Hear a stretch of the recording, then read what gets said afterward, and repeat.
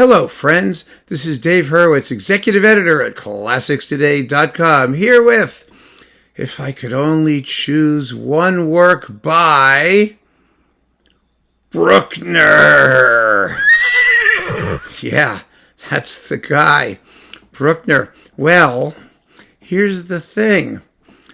We need to pick one piece, one work, and only one, because the great god of classical music, clinches, is going to eliminate all of the others, and we are the Noah, creating the great ark of classical music, where we get to save one select piece by each composer. And I need your help coming up with these lists. And this is a case in point, because for Bruckner, I was going to choose the Fifth Symphony because it really is the most Brucknerish of all the Bruckner symphonies, the one that nobody else could have even conceived of in their wildest dreams, the most quirky and personal of all of Bruckner's works. But one of you suggested the Seventh, and I thought about it really, really long and hard, because clinches, the god of classical music, is, well, how do I say this? I mean, I'm his disciple, so I have to be nice. But he's not the most sophisticated listener. He's really not. And he's not huge on enormous extended orchestral fugal finales. He likes counterpoint, don't get me wrong. He invented it. But, I don't want to try his patience. And so I said, no, disciple, you are wrong. You cannot go with the Fifth. You should take the suggestion and go with the Seventh. And so that's the one we're picking, even though, as we all know, the rumor is that Bruckner wrote the same symphony 9 or 10 times. It's not true, but, there are certain stylistic fingerprints that are so telling in Bruckner symphonies that you can immediately tell who wrote them.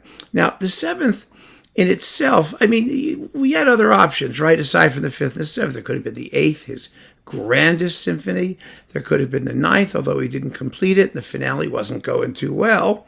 Let's face it, when he went to meet clinches, although he wouldn't have thought it was clinches, but they're all the same. It doesn't matter. Anyway, here's the deal.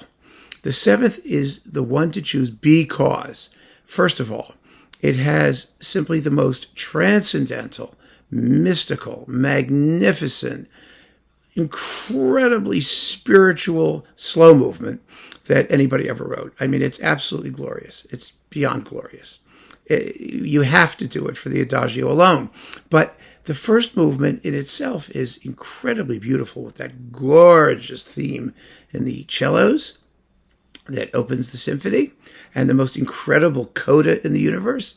The scherzo is rustic and charming. It's only the finale, because Bruckner finales are always problematic. It's only the finale that some people might think, constitutes a bit of a letdown. But the advantage in the Seventh is that for Bruckner, the finale is rather short, like 15 minutes or so. And it has some humor in it, believe it or not. And so I don't think that's so much of a problem. And the piece has only one addition. It isn't done with cuts. And I mean, there are more additions, but I mean, the work itself didn't change shape and didn't get revised endlessly. The only controversial bit is the cymbal, is the cymbal crash thing in the slow movement. And we're going to do the cymbal crash with the timpani and triangle. You absolutely must, because it just comes at the right moment. Bum, bum, bum, bum, bum, pow! Yes! And clinches is going to love it. Absolutely. He's also the god of noise. So it's just going to go beautifully. So my choice is the Seventh. Now, you may feel differently.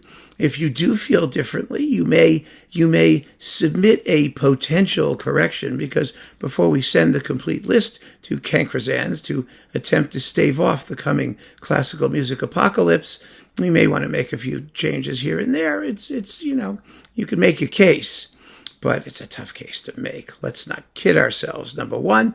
And number two, we still need to know who your choices are, what your choices are for the 10 billion other composers we need to finish compiling the list before the apocalypse cometh. And it cometh sooneth, although we don't know how sooneth. No one will tell us. Not Cancrozans is keeping his cards up his sleeve, which is very annoying. But Bruckner 7th, yes, for sure. You got other opinions? Let's see what they are. Feel free to chime in. Thank you for joining me. Keep on listening while you can. Take care.